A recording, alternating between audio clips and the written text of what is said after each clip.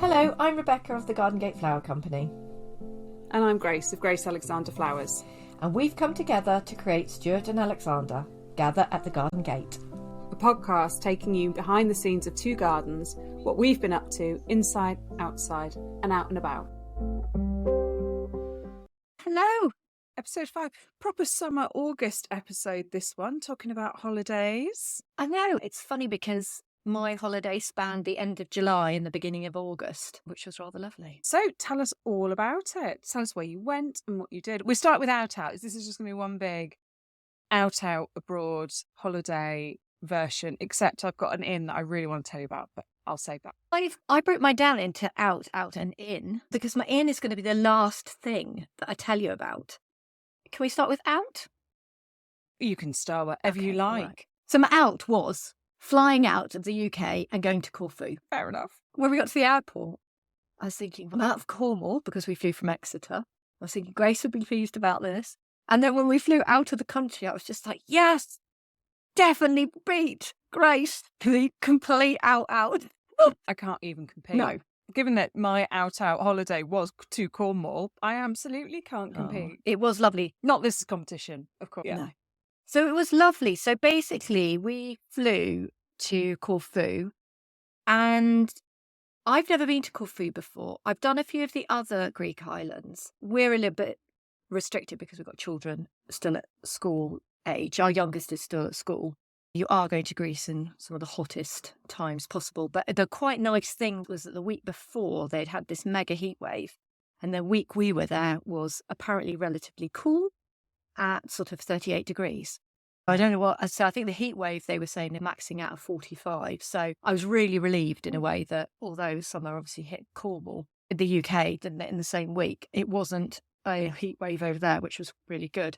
And Corfu is lovely. It was really interesting. Leading up to going, so many people were saying to me they were going to Corfu. I don't know whether it's because a new route's opened up from Exeter. I'm not entirely sure, but it seemed a bit like when you buy a car, you can't stop seeing that brand of cars on the road. So it seemed that everybody was going to Corfu. Such a green place for somewhere that's so hot.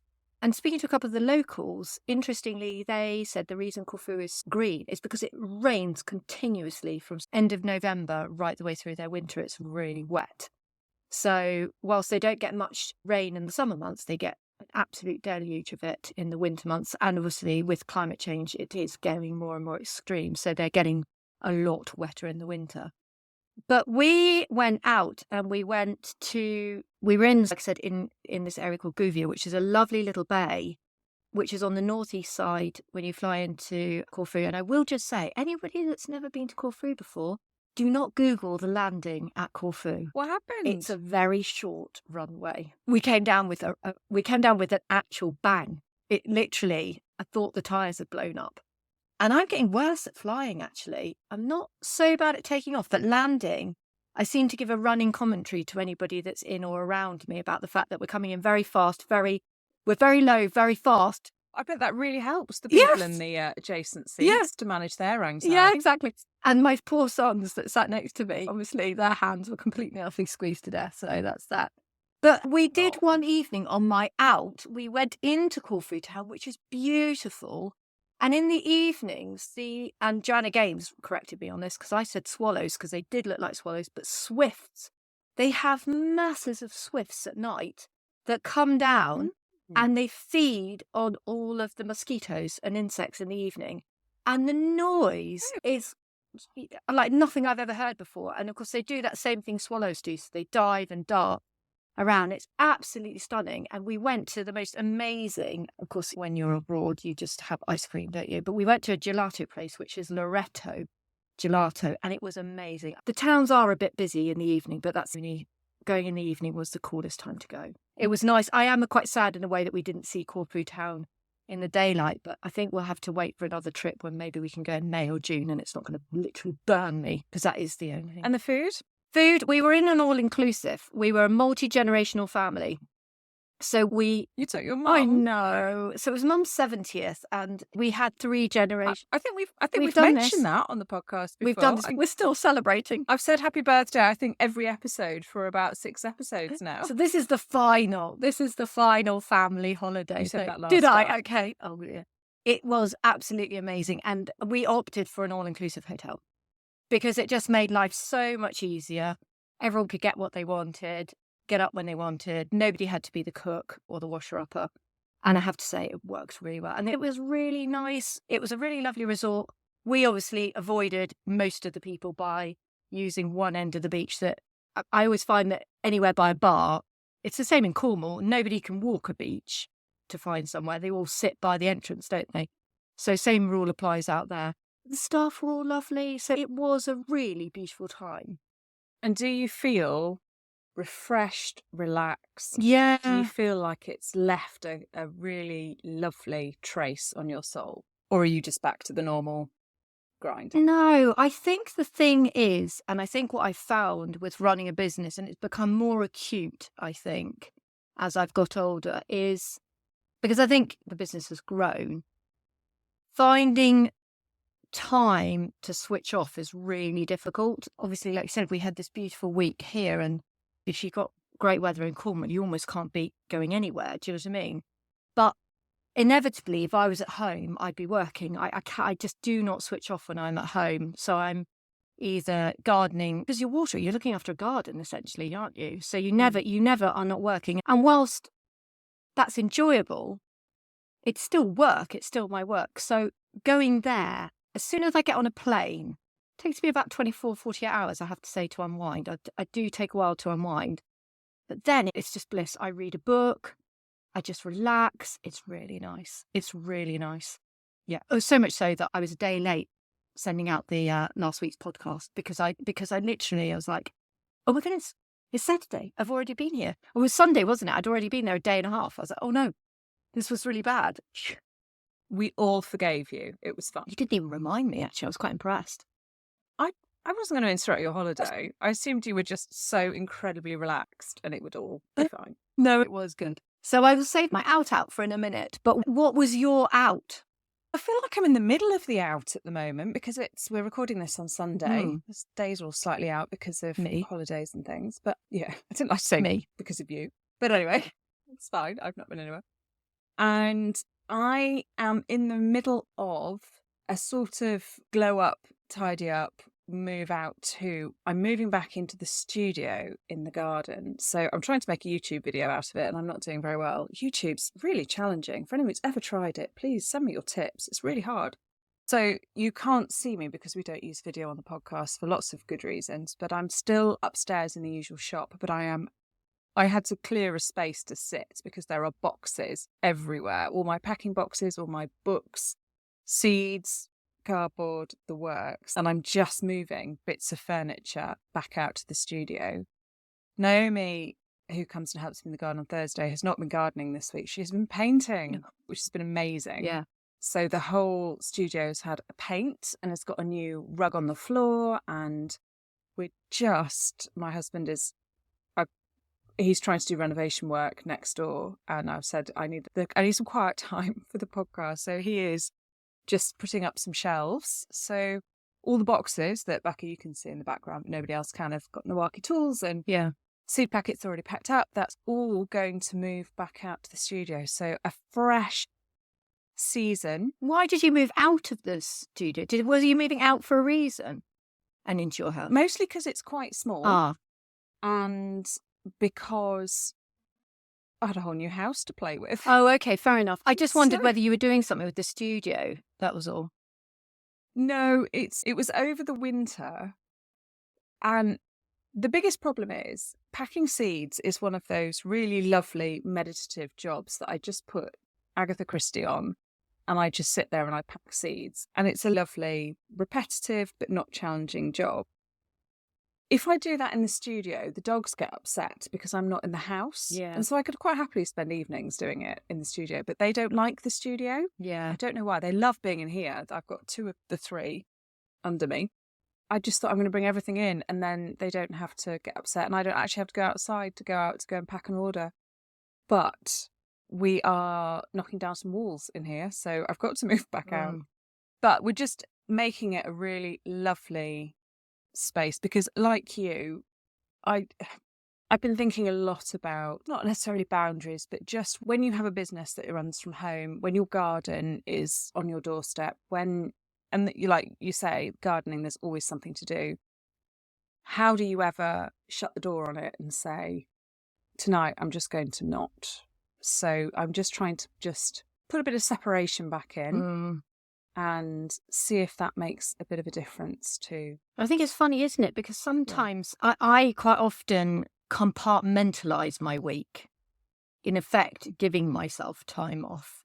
But it's not really time off. For example, I'm not available 24/7 to clients on the phone doing admin because I can't, when I'm speaking to a client, and this is why I come across sometimes quite strict with my clients in a way, but it's actually for their own gain, really, because I need a laptop open, I need access to imagery, I need to be on my booking system, and those things don't work if you're in the middle of a field. You could take a laptop into the middle of a field, but you're not in that zone. So I tend to, with my week, I do carve out times, and I really feel like those admin days, weirdly, I feel sometimes like those are more kind of work days almost than gardening, or specifically actually sowing seeds, for example, because I do that at my house. I almost don't even, today, having said that I'm still in relaxed holiday mode, I've pricked out a load of foxgloves, and you just think it doesn't really feel like work. Essentially it is work, but I suppose because I'm not speaking to a client, it doesn't feel like work. But you're right, it's really hard when when your home is your office. It's really difficult, I think. And you are your own boss. I think that's the other, because obviously my husband's worked from home before, but he's not his own boss. And I think he quite easily switches off Saturday, Sunday. But I think the same with farmers. I grew up in a farming family, and my parents never had, my mum and my stepdad never had a day off, because you don't when you've got animals, do you? It's crazy. Yeah. So you're now moving everything out, and and carnage is going to resume in the house. Yes, the renovation is going to move 15 feet further west, and the whole new room is going to start, hopefully. Exciting. Mostly because we've got the beam blasters coming in, so we need to get a wall down before they come in. But yeah. There's a couple of different things. This sort of goes into my inn as well, which I want to tell you about my inn, which is a really funny one because it's basically I've bought myself a dressing gown, which sounds like a really crap inn, but actually it's been life-changing. So I am very much back at work full-time at the moment, and everyone I know is going to Corfu for the summer, so I'm covering lots of people's work as well. That's funny. So you've got loads of people going to Corfu. It is a thing. Yes. It's a thing. It's a thing.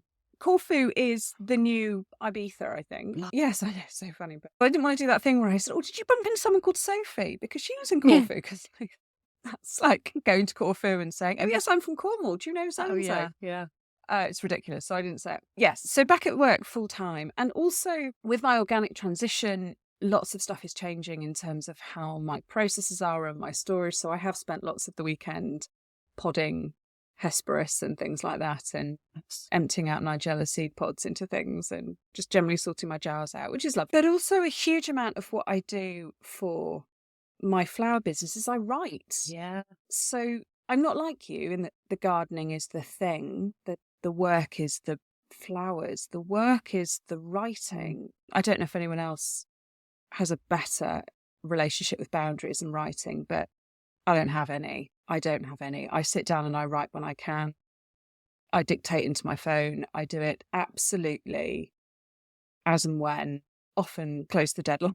I just have to fit it in with everything else that I have to do. And I think that makes it incredibly difficult to have any sort of boundaries. I think that sounds quite normal for writers, though, doesn't it? From having spoken to other people that write, it's hey, while the sun shines. When your brain is flowing with ideas and words, you've got to kind of write or be in the right mindset, I suppose. It's quite a organic sort of thing, I would imagine. And I can imagine that there are potentially days where you don't want to write, and that would be harder anyway.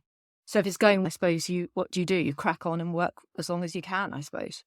Does it not? I was just wondering whether or not to go along with this and go, yeah, that's absolutely how it works. Honesty. Honesty is the best one. I don't know, because I don't really do.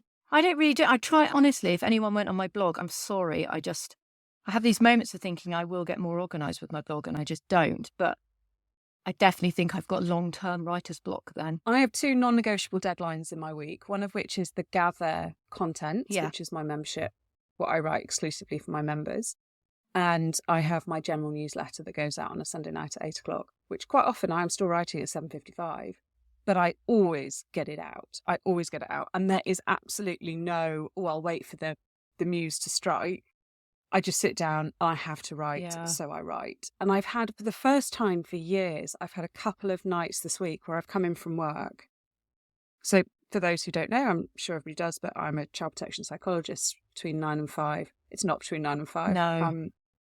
I'm the assessment team lead for a residential family assessment centre and the safeguarding lead. So it's 24 hours a day on call, pretty much. It is relentless, and someone's always having a fight. There's always something going on.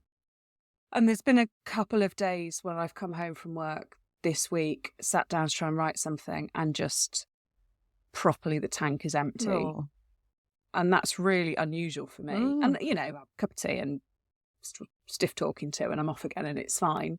And as soon as I've got an idea, I'm okay. But I've had that real, oh my God, my mind's gone blank. Like, what on earth am I going to, who am I? What am I doing? Yeah.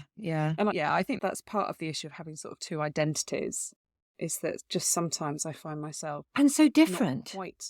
And so different identities. Yeah. Literally, we're like living a double life.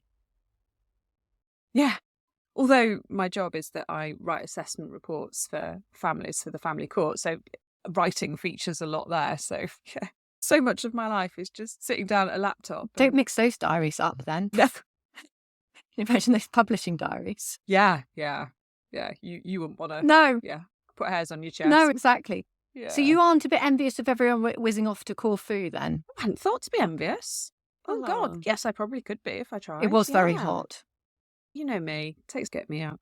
Somerset. Going back to your dressing gown comment, which I don't feel like I don't feel like I've really understood the dressing gown announcement. I will say, they had very nice dressing gowns in our hotel, and I used the dressing gown because my niece's boyfriend came down for the sunrise swim every morning, and it only took me about one go of seeing him in it. I was thinking, this is genius, a dressing gown to go down to the beach for sunrise, to use that. So that's it now. I'm looking at dressing gowns in a whole different way. Do you think I could rock one of those on the way down to Foy to do my... Yes. I think if people can go to Sainsbury's in their dry robes, I think you can go down to the sea in a dressing gown. Absolutely. Yeah. So I raise you my hotel dressing gown. Come on, what's your dressing gown like? So the sort of roots of this are a couple of months ago, which is I was just going through, sorting out some shelves or something, and I thought, I bought some really lovely fluffy white towels probably about 10 years ago, and I thought I'll keep those for guests. Oh, I love that. And the towels that I use every day were the ones that were bought for me when I went to university when I was 19. And for some reason, one of my superpowers is making laundry really crispy. I try everything, I Google it, and I don't get fluffy towels. I have like sandpaper towels. But anyway. And so I just thought to myself, I think I've got to the stage in life now where I'm going to use the nice towels. I've still got some spare for guests, but I'm going to use a fluffy towel. And it's been so beautiful recently with the heat wave and stuff like that, that I've got my morning routine. I'm doing proper morning dog walks now, which I haven't done for a little while. I've got my morning routine absolutely down pat with my lovely fluffy for best towel. And I just thought, I want to be able to sit outside, not in a towel, and not have got dressed, and I've got my SPF is just sinking in before I do my makeup and go to work. I thought, the thing I'm missing in my life is a dressing gown. And for £30 off Vinted, I got a white company, still with its labels on, waffle dressing gown. And I thought, this is what I need to do more of, is just think I don't want a big flash car. I don't want expensive things. What for not a lot of money could I just invest in that's just going to make a massive difference to my life? So once I started with the dressing gown, I did things like bought 2 sets of makeup, so I've always got one in my handbag and one in the bathroom. When you're always like scrubbing Yeah. around, you realise you've put it in your... And just, we're talking like a budget of maximum 50 quid for all of it, Yeah. pretty much. Just going through my life and thinking it would really help to have a charging cable in each of my cars. Oh, So I've that's got the sensible car, which is my husband's car, and the Land Rover, which I use quite a lot if he's commuting to Bristol for work. oh, that's essential. I'm just going to, Yeah. for £5, I've got one in the potting I'm shed. just going to make sure. I've got one in the potting shed Yes. as well, because Yeah. I'm always in the potting shed, and when I'm in the potting shed, I'm quite often listening to podcasts, which mean that I run out of mobile phone battery. But it was just going through my life and thinking, where am I getting in my own way? Where am I, just for the sake of 10 quid, whatever, Making life easier. scrabbling, making do, Yeah. not quite, just putting up with what's a bit crap and a bit rubbish, and scrapey towels and sitting outside. And I don't know what you do you about know, the towel but thing. that's- I'm sure there's somebody on here that would tell us.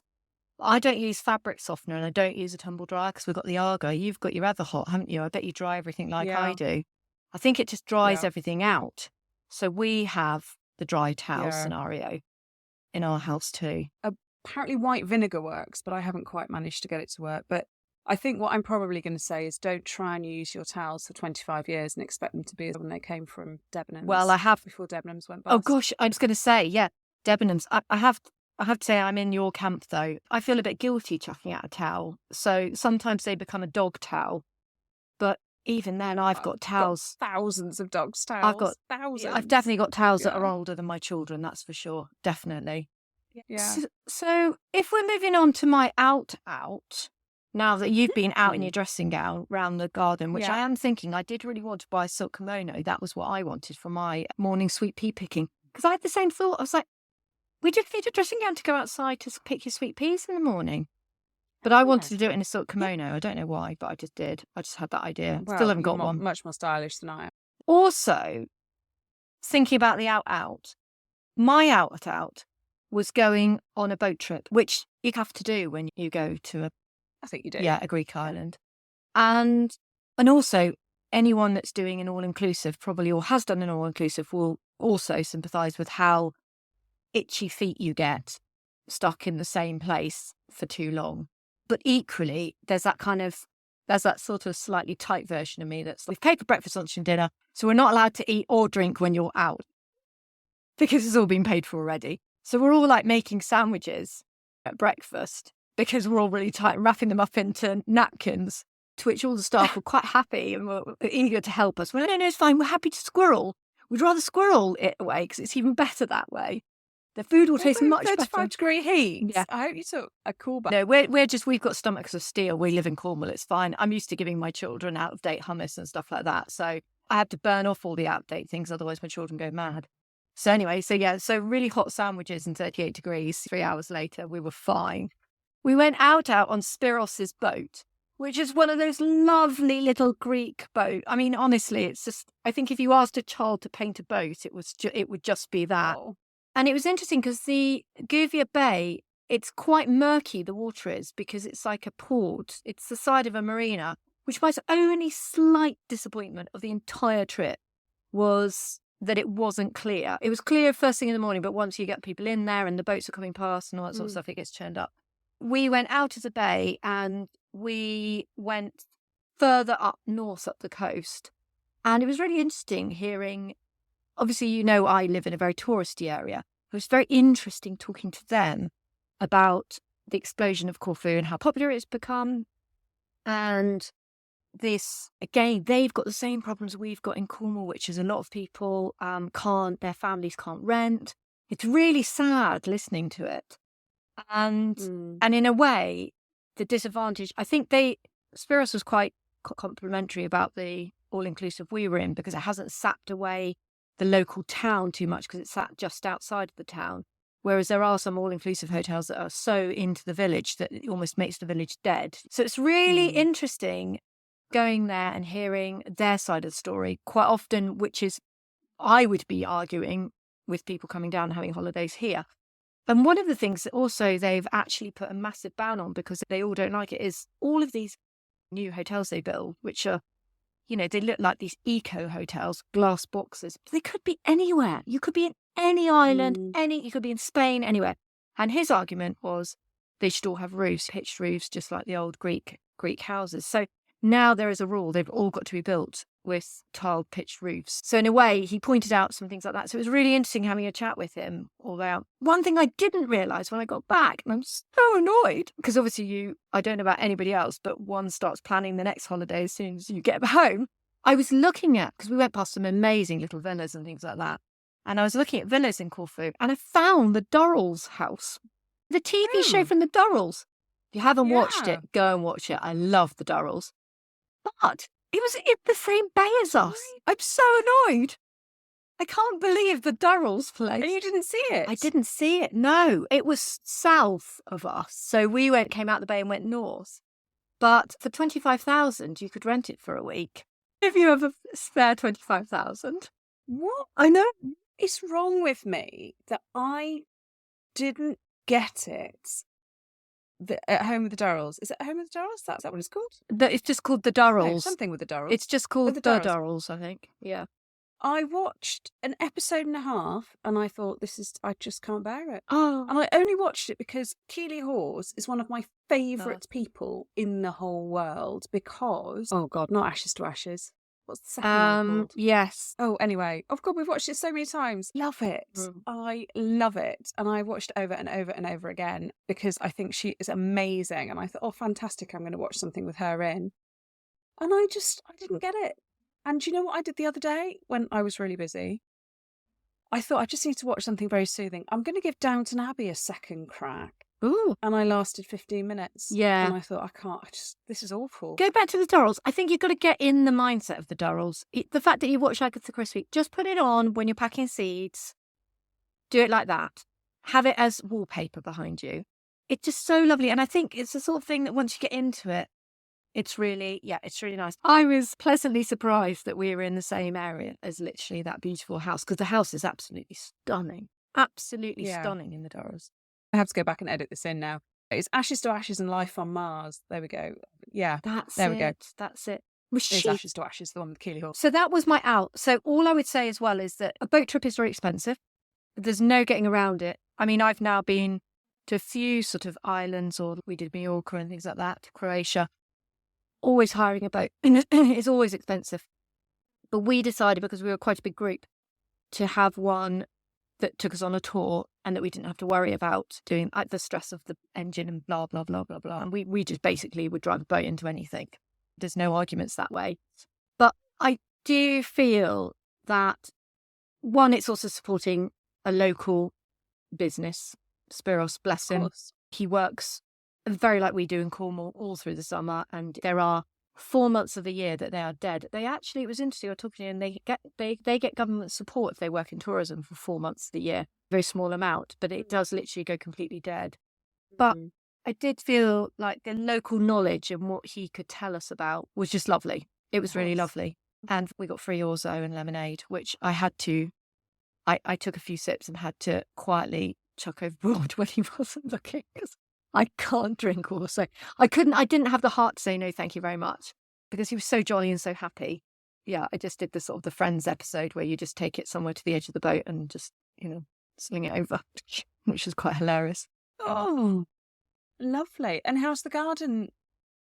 Sorry, go on. Well, have you done your out and your out and your out and your out? So my out is the garden studio. Yeah. My in's my dressing gown. My out is it's so boring compared to yours. So I don't think I'm even going to share it really, because I crossed the border into Dorset, and my husband took me out for a surprise dinner, which, boring. If anyone knows me, is surprising me with anything is. Yeah, always a bit risky, but it's okay because I'd given him a list of places to choose from. So he just chose from the list that I gave him. You're terrible. Safe list. A safe list. Yeah, when he proposed to me, it was when I told him he should propose to me. Bless. Yeah, I have to just make sure that the other things work. That sounds worse than it is. It was because he was going off to Afghanistan as a soldier, and I suddenly had cold feet and said, I want to be your fiancé if anything happens. I don't want to be just your girlfriend. Oh. So I brought him forward by 6 months. Oh. And then I think I got cold feet again and then put it back by 6 months. But anyway, yes, so we had a lovely, lovely evening in Bridport, Soulshine in Bridport, and basically ate our way through the menu. So they said, we each recommend 7 or 8 of these tapas sharing plates nice. for 2 people.